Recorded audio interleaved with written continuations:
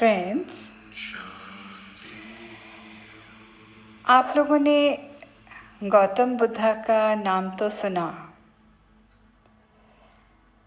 आध्यात्मिक रास्ते पर विकास करने वाला व्यक्ति गौतम को अनदेखा तो कर ही नहीं सकता, क्योंकि उनकी उपस्थिति बहुत असरदार बन जाती है।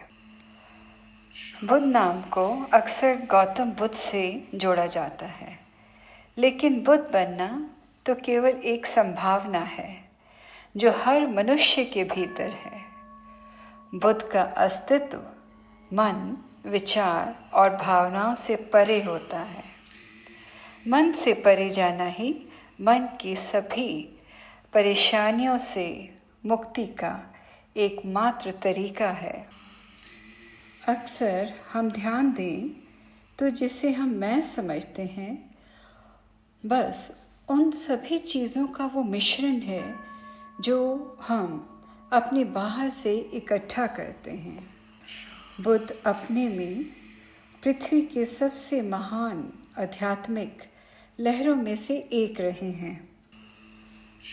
मगर फ्रेंड्स, वो केवल एक इकलौते बुद्ध नहीं हैं। इस धरती पर हजारों बुद्ध हुए हैं और अब भी हैं।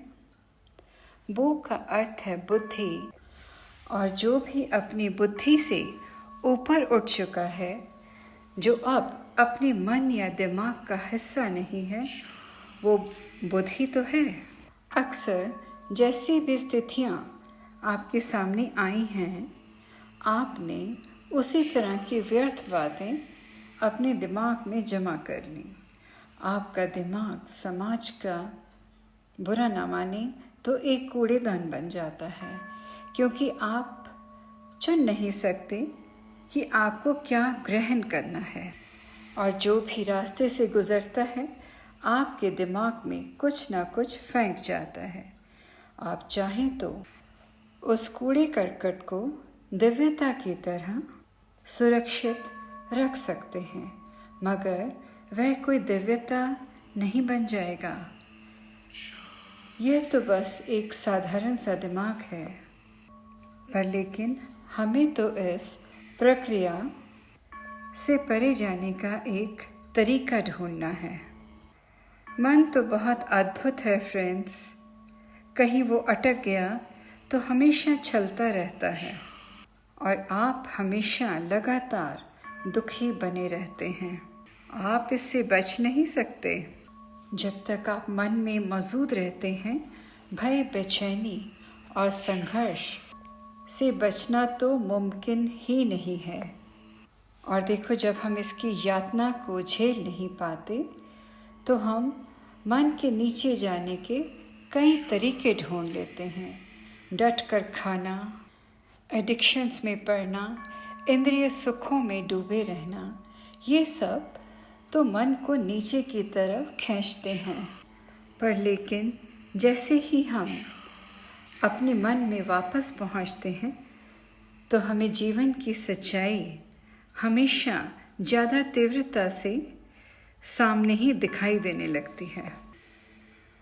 तो चलो फ्रेंड्स, चलते हैं आज की अमृत संजीवनी की तरफ और समझते हैं कि किस तरह हम मन से परे होकर बुद्धत्व को पा सकते हैं।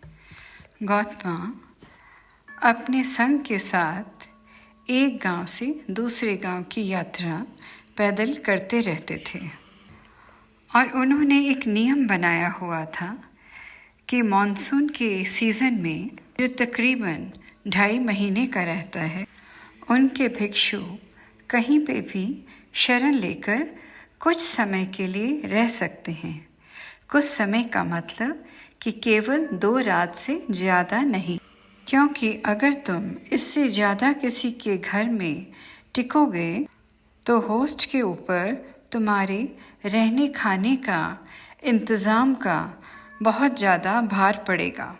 और कभी कभी तो भिक्षु 1 रात ठहरने के बाद ही अपना ठिकाना बदल लेते थे।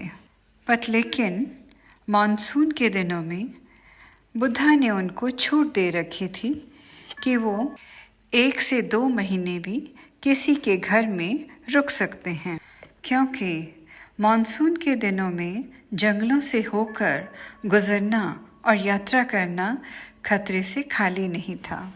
बारिशों के दिनों में भिक्षु कुछ ऐसा गांव चुनते थे जहां पर वो आराम से 1 या 2 महीने रुक सकें।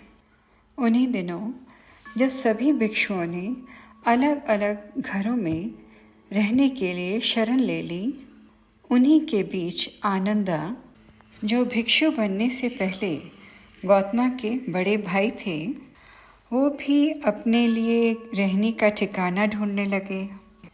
तभी उस गांव में रहने वाली बहुत ही खूबसूरत प्रोस्टिट्यूट वैशाली की निगाह यंग, स्ट्रेट, हैंडसम आनंदा पे पड़ी और उसने हाथ खोल के आनंदा को अपने यहाँ ठहरने के लिए आमंत्रित किया।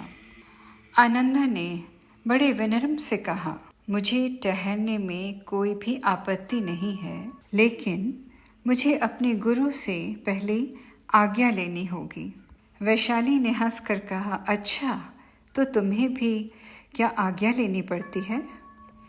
आनंदा ने बोला, ऐसा नहीं है कि मेरे गुरु तुम्हें ये सब कुछ नीचा दिखाने के लिए करते हों, लेकिन हम सभी एक नियम से बंधे हुए हैं। ठीक है, वैशाली ने कहा।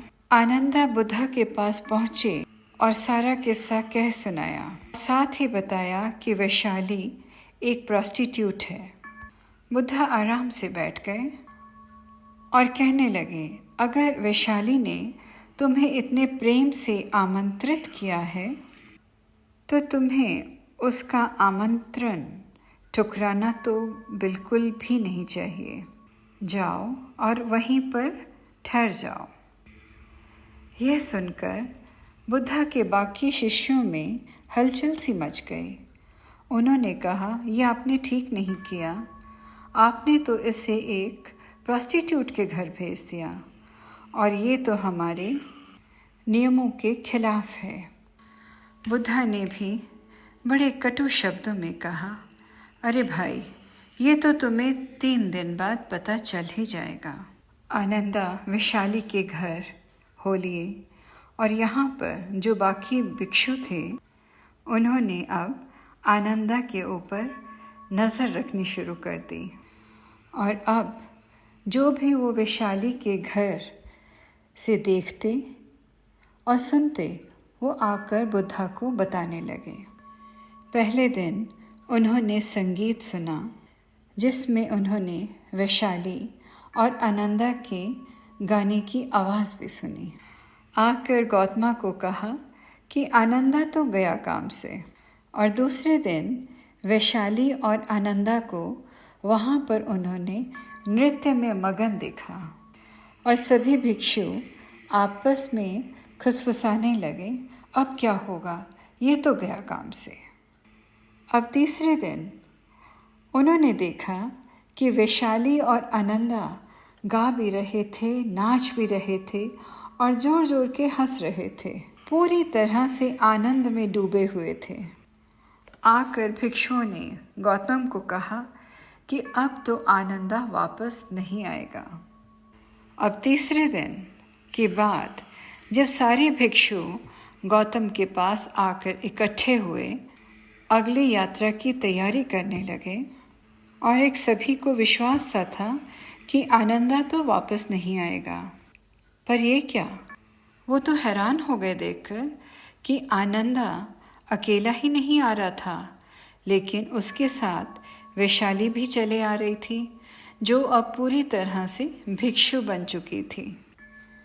बुद्धा के अलावा सभी भिक्षुओं के माथे से पसीना टपकने लगा। बुद्धा अपने आसन से उठे और उठकर उन्होंने वैशाली का खुद अभिनंदन किया और सभी को संबोधित करते हुए कहा, अगर तुम्हें पता है कि सत्य क्या है तो कोई भी तुम्हें भ्रष्ट नहीं कर सकता, बल्कि तुम तो किसी भ्रष्ट को भी सीधे रास्ते पर ला सकते हो। और अब सभी भिक्षु एक नए भिक्षु के साथ नई मंजिलों की तलाश में चल पड़े। So friends, in life, in your life, हमने देखा होगा कि जब हमें अपने पे विश्वास होता है तो हम कितनी एनर्जी से भरे होते हैं। हमें हमारी सोच से कोई भी डेविएट नहीं कर सकता। एक शक का कीड़ा सब कुछ तहस नहस कर देता है और एक दीमक की तरह आपके बनी बनाए व्यक्तित्व की साख को अंदर ही अंदर खोखला कर देता है। बने बनाए रिश्ते बिगड़ जाते हैं और कब आप बीमारियों से घिर जाते हैं आपको पता ही नहीं चलता। आज जानते हैं उन विचारों को जिनको आत्मसात करके गौतम बुद्धा ने बुद्ध धर्म की स्थापना करी थी। वो है जो नित्य है और स्थायी प्रतीत होता है वह भी विनाशी है। जो महान प्रतीत होता है उसका भी पतन है। जहाँ संयोग है वहाँ विनाश भी है, जहाँ जन्म है वहाँ मरण भी है। तो फ्रेंड्स, क्यों ना इस पे विचार करें और हम बौद्धि बने। आज की अमृत संजीवनी यहीं तक।